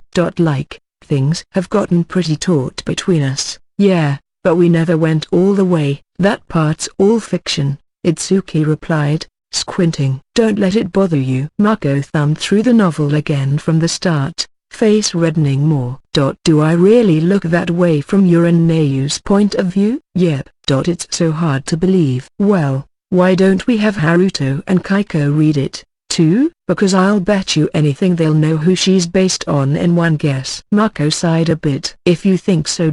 You're probably right, yeah. Troubled in love, troubled with friendships, troubled with her dreams, Kuroyama held the triple crown of young neuroses, but she still kept marching on. It was such a dazzling sight that even though Mako could feel for her, there was no way she could see herself in the character. Still, she thought, the idea that she looked this way to somebody was oddly encouraging. The real her was a total mess, just this weak, pathetic half-person, but she wanted to have at least a little confidence in herself. Besides, if all these people thought she was this cool, attractive girl, she didn't want to reject that out of hand. Well, Itsuki Hashima, thank you for this excellent novel. You really are my favorite novelist. The words were as heartfelt as they were totally spontaneous. Itsuki turned his head away, blushing out of embarrassment. The Sky Blue Promise. It was December 24th, and Itsuki was attending a wedding reception at a hotel in Tokyo. The groom was Akira Yasaka, aka writer Makina Kaizu. Itsuki was seated at the same table as Haruto Fuwa, Chihiro Hashima, and Tadashi Kamo, all of whom knew the bride and groom well. Satoshi Godo and Kaizu's editor were visible at another table nearby. Good to see you, Mr. Kamo. You were invited, too? I'll tell you what the deal is, Kamo mumbled, face tensed up. I asked one of my writer acquaintances to help hook me up with this girl I liked, but she totally turned me down, and now that writer's got her. I know you don't know what I'm talking about, but I don't know what they did to me, either. I feel like I'm going crazy. I swear I'm not here to spoil this or steal her away. No, I got a glimpse of something much scarier than any of that. The details weren't exactly clear, but apparently there was some kind of romantic issue among the three of them. Kaizu and Ashley sure had some nerve inviting him to the event, but then, Kamo had to be applauded for having the mental wherewithal to actually show up. It wasn't that big a venue, after all, and there weren't that many attendees who weren't family members, but every spare inch of wall, ceiling, windows, tables, and chairs was done up in glittering, almost Christmas-like decor, making things look very festive indeed. I'd like to thank all of you for taking time out from the busy end-of-year period, Christmas Eve, no less, to attend this event. I know how inconvenient the date was for a lot of you, but we chose this day for our ceremony because we truly wanted to hold it today. Kaizu began the bridegroom's speech with that apology.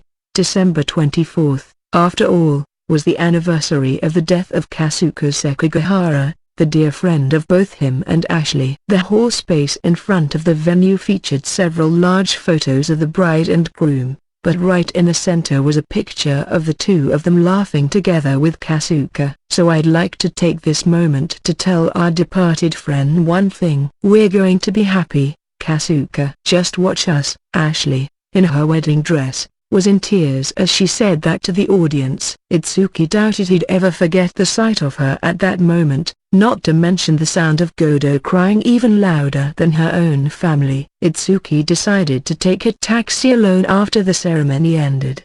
His destination, the place he'd agreed to meet Nayuta for their Christmas date. He was still feeling the afterglow from the ceremony as he watched the city through the window, all decked out for the holiday season. But then he received an unexpected message on his phone. It came from the account Mako Shirakawa used on her company PC, and it stated that I Want to Be the Protagonist was going to get another printing.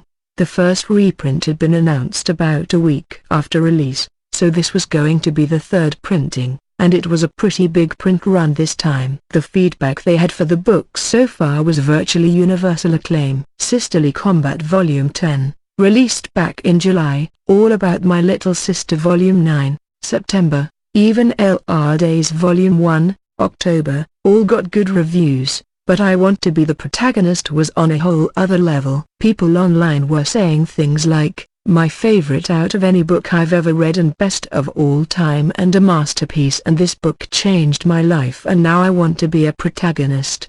And I totally want to marry Kuroyama, and this is the first time I've read this author, but it was so good, I just bought a complete set of Itsuki Hashima's work on Amazon and so on. Real passion, as if they were talking about a Nayu Takani novel, and he was receiving a lot of intense fan letters as well. He felt a little sorry for the guy who'd bought his complete library based off that one book, but oh well.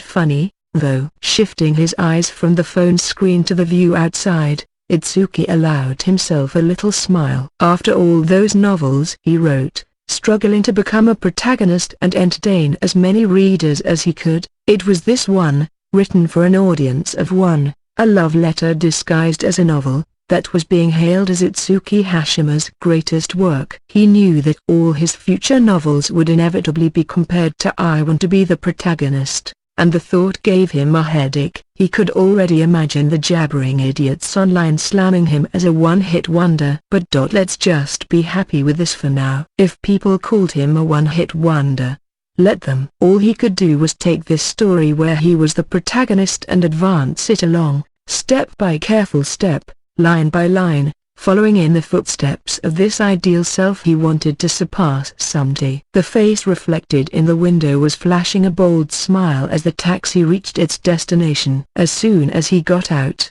he was spotted by Nayuta, smiling and waving at him. Itsuki gave her a light wave back as he walked toward her, taking each step carefully, underneath the clear sky. Now the hero was walking toward the heroine. On this day, Itsuki Hashima proposed to Kazuka Honden, the real name of Nayu Takani. Her response: well, you probably don't need it spelled out for you. And then 3 years passed. End. This short story is adapted from the drama CD included with the special edition of A Sister's All You Need, Volume 13 in Japan. It is wholly unrelated to the main plot of the series, so please enjoy it without sweating the details too much. This story may also completely destroy any good vibes left after reading this volume's main section, so it's recommended to save this until some time after the rest of the book. One day, Itsuki and Nayuta were out on a movie date. They picked a Hollywood blockbuster to watch, and just like the reviews said,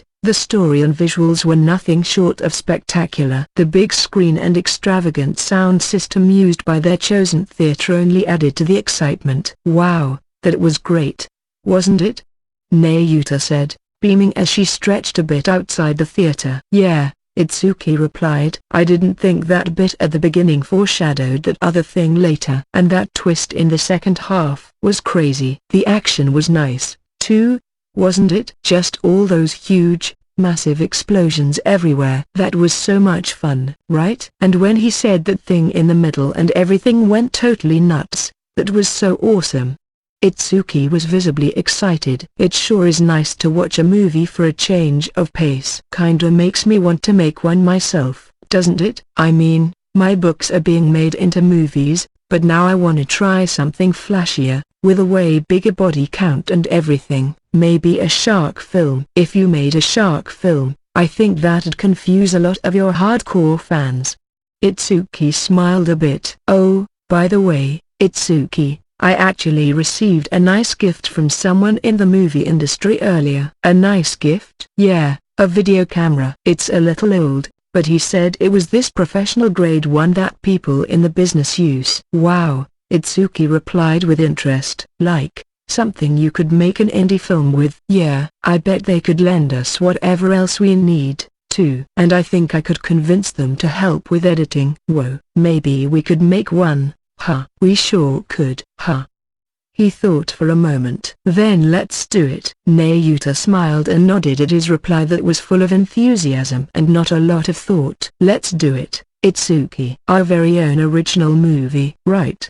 Itsuki nodded, then suddenly turned serious. But at the time, we could never have imagined such a horrific incident would ever take place. Nayuta laughed at the trite narrative. Quit dooming us with your voiceover, please. What kind of incident would even take place? Ha ha ha. True. Exactly.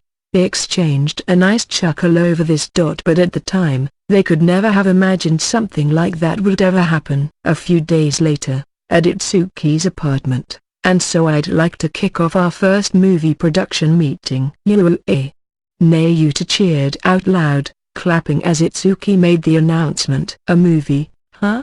Mako said. "It sounds like fun, but can we really shoot all of it ourselves?" "Hey, what a foolish question that is, Mako. If it gets too hairy, we can just beg the people working on Kanaku's films, and they'll lend a hand." "Wow, foisting it off from the very beginning?" Itsuki shushed the obstinate Mako. "Hey, it's just an insurance policy, okay? We'll do as much as we can by ourselves, of course." He. "I'm glad to hear that. That's the best part of indie filmmaking, isn't it? Innovating however you can with a low budget and lack of good tech." Ashley seemed satisfied with that. Haruto, sitting adjacent, glared at her. "That's great and all. But why are you here, Ashley?" "Oh, I'm sorry, Haruto. Did you have a problem with that?" "No, not at all." Haruto's face tensed up at Ashley's million-dollar smile. "I'm sorry, Fuwa," Chihiro said apologetically. "I told her Itsuki and his friends were making a movie, and she insisted on joining in." He. "You can't make a film without me." "No. After all, I was part of my college's film club. I even made a movie once." "You did?" Haruto seemed honestly surprised. "Wow, maybe you really can help, then." "It's true," said Chihiro. "If you go into Ashley's bedroom, you'll find all kinds of DVDs with titles you've never heard of." "What kind of movies do you like to watch?" "Zombie flicks." "Wow, you're a bad movie lover, huh?" Haruto exclaimed. "Enough of that, Haruto. Calling all zombie movies bad is a sign of prejudice. Some of them are really great films." "Well, yeah." Haruto recalled one particular great film he saw once, featuring a group of people struggling to survive in a post-apocalyptic world infested with zombies. That, for sure, was a masterpiece. "But yeah, admittedly, I'm mostly collecting B-grade movies. Or C-grade or Z-grade." "Oh great. Why don't you just stick to the good ones?" Ashley blushed a bit at Haruto's question. "I mean, if I watched a masterpiece or whatever, it'd probably make me cry." "Me, I much prefer to put on a bad movie, open up a bottle of sake, and crack jokes at the action." "Well, we all have our own tastes, I suppose. But don't you think you can learn a lot more from a bad movie than a good one?" "And as someone with an encyclopedic knowledge of bad movies, I believe there's a seed of a masterpiece inside me. Don't you think?" "That does kind of sound legit," Haruto said, a bit unconvinced. "You can certainly apply that to light novels, too." "Right," said Ashley. "And we've got 3 professional writers here, so as long as the script's good, it won't turn out that crazy, will it?" Ashley nodded. "Exactly. So just sit back and allow me to direct it, okay?" "Since when was Ashley the director?" muttered Chihiro, glaring at her. "So first off, let's decide on a genre, shall we?" "I'd like to go for a zombie film, of course." Nayuta raised her hand. I think sharks would be better." "Another bad movie fanatic, huh?" Haruto commented. She reared back, offended. "Don't paint me that way, please." "There are masterpiece shark films, too."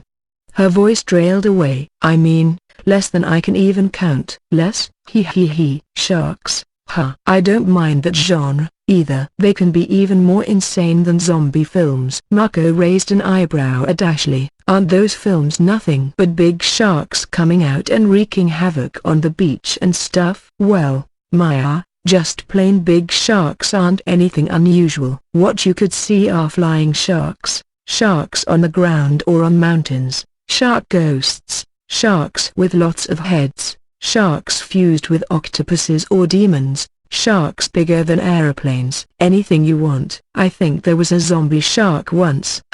Is it really a shark, then?"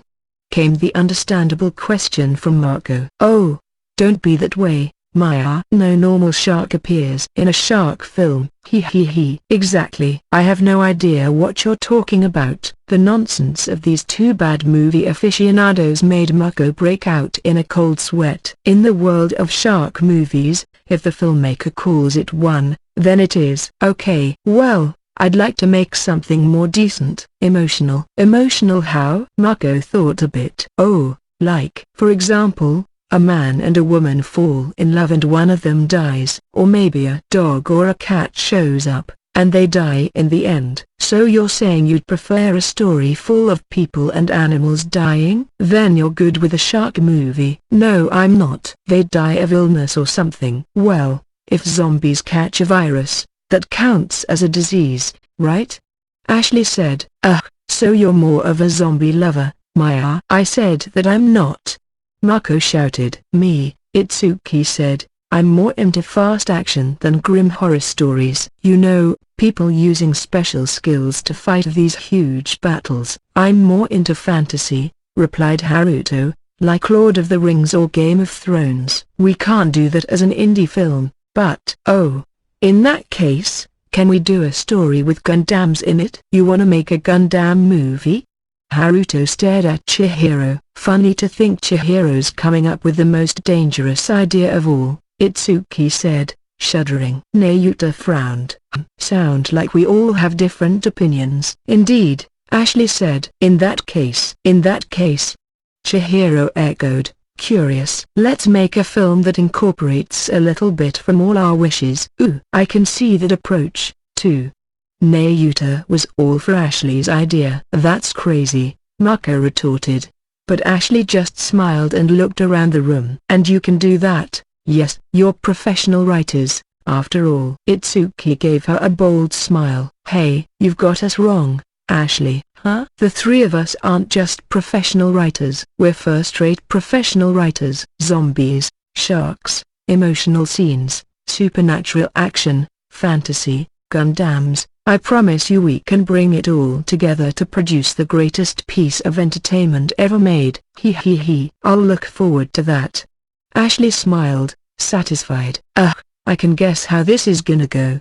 Haruto sighed, but Itsuki and Ashley were both too worked up to hear him. A week later, back at Itsuki's apartment. So here's the script me, Kaneko, and Haruto worked together to produce. It'll be the greatest film ever, and it's called Lord of the Shark Zombies. I was reincarnated in another world, so I boarded a Gundam and destroyed armies of psychic monsters. Itsuki looked incredibly smug as he handed copies of the printed script to everyone. I think I've really outdone myself this time. Nayuta was all smiles and confidence. Mako, meanwhile, was all tension and nerves.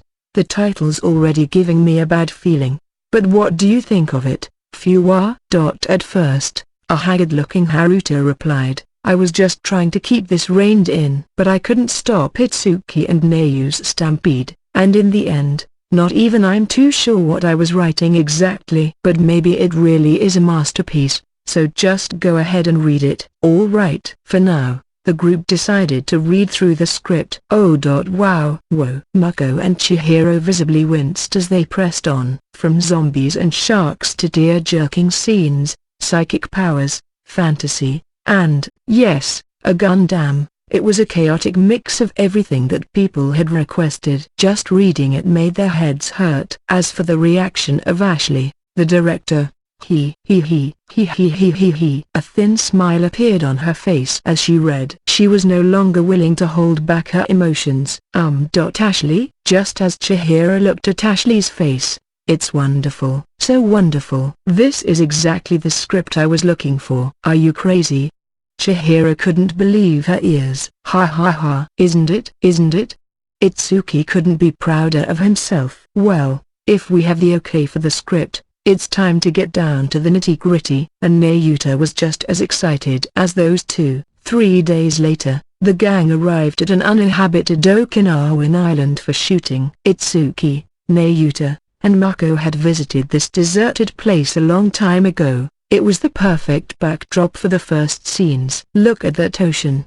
Nayuta stretched out her arms, shouting at the sea. This project sure is unfolding fast. I feel like we're just going on sheer momentum right now. Haruto and Chihiro already looked a tad exhausted. Ashley hurriedly gave out instructions. Okay, all of you, get ready to start shooting. Itsuki and everyone else are gonna serve as our cast, too. They'd started with 6 members, but Makina Kaiser and Uiao had also joined the staff for today. Kaiser was actually pretty good with electronic equipment, so he was the cameraman, while Ui knew a lot about makeup, so that was her job. Not that she knew anything about horror makeup, but still. Sorry, you two, Haruto said. I didn't mean to get you involved in something weird like this. No, it's an honor to be involved. I look forward to seeing which actress is going to provide my voice for this. Ui smiled after giving that rather enigmatic statement. I'm used to Ashley going off the rails, Kaiser said as he took the camera out of its bag, resigned to his fate. Okay, let's start with the opening scene. Itsuki, Haruto, Nayuta, Mako, and Chihiro, fresh from changing into their swimsuits, headed off to the beach at Ashley's command. I changed into this. But isn't it a little too flashy? It's kind of embarrassing. And I've never worn anything so racy before. Neither Mako nor Chihiro was too excited about this. Their wardrobes were provided by Ashley and Nayuta. Mako was in a Brazilian bikini that was more string than fabric, and Chihiro was in an extremely low-rise two-piece. The suits in the main story this volume were bold enough, but they were nothing compared to these. No way you'd wear them in a pool at Nagashima Spa Land. There are children there. Kick off with a bunch of bikini babes for no reason. The classic shark film trope. Nayuta, meanwhile, was wearing a micro-bikini, one that looked like it could be ripped off at any moment, a far cry from the cuter swimsuits on the film cast. Well, I think the ladies look great, an embarrassed Haruto said. But who's ever going to enjoy watching me and Itsuki in these bikini briefs? These are adding up on me so bad. It's gonna pop out. What's wrong with flashing a little dick? Nayuta said to her fidgeting boyfriend. A lot. He shouted back. Ashley, meanwhile, surveyed the performers from her director's chair. All right, let's start rolling. I want you guys to be a bunch of idiot normies on vacation in a South Seas island. Ready. And action. Kaiser began rolling, Ui sounding the clapboard as Ashley gave orders through a megaphone. Huh? What, right now? Said Mako, panicking. Chihiro, a little reluctant, walked into the water. Woo. She gave a shy little yelp as she kicked at the water. Haruto joined her in the water. Woo, added Mako, running around and adding to the chaos. Woo. Itsuki and Nayuta, posing as a couple, happily splashed water on each other. Woo. Chihiro said, trying to communicate solely through a single syllable. Woo. Haruto replied. Woo, added Mako. Woo.